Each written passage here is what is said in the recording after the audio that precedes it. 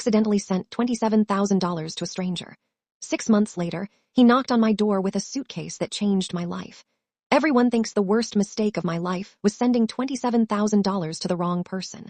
It wasn't. The real mistake happened 6 months later. I had just sold my late father's pickup truck. The buyer transferred the money to my account. At the same time, I was paying the deposit for my first apartment. I copied the account number from an old email, pressed send. A minute later, the realtor called. "We haven't received the payment."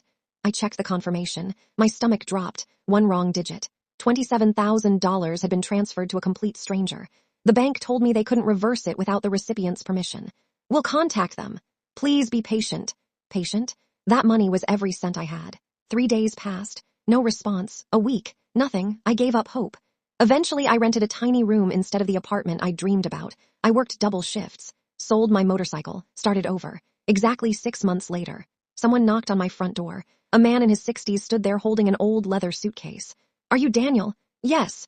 "I think this belongs to you." Inside the suitcase was every dollar, all $27,000, plus something else, interest. Every cent the money had earned over 6 months. I stared at him. "You kept it." I couldn't return it. "What?" he sighed. "The day your money arrived, I was unconscious in intensive care." His daughter had found the unexpected deposit after he recovered. She assumed it was part of a legal settlement. They didn't discover the bank's messages until months later. The man looked embarrassed. I could have simply transferred it back, but after learning what happened, I wanted to explain in person.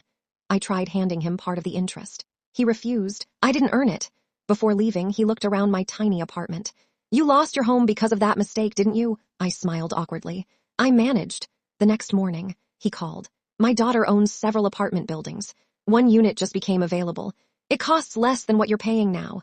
I almost said no. Instead, I agreed to look at it. The apartment wasn't just cheaper, it was bigger, newer, closer to work. When I thanked him, he laughed. "You're thanking the wrong person."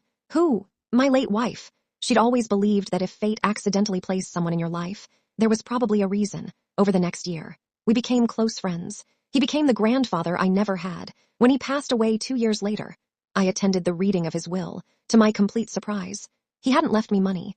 He'd left me something far more valuable. His workshop, a tiny furniture business he'd built over 40 years, along with one handwritten note. "You trusted a stranger with your future by accident. Now I'm trusting mine to you on purpose." Today, that little workshop employs 18 people. Every paycheck reminds me of a transfer I once thought had ruined my life. Sometimes, the biggest mistakes don't close doors. They quietly introduce you to the person who was always supposed to open the next one. If you accidentally received thousands of dollars that didn't belong to you, would you return it immediately? Or would you wait until you could explain it face to face?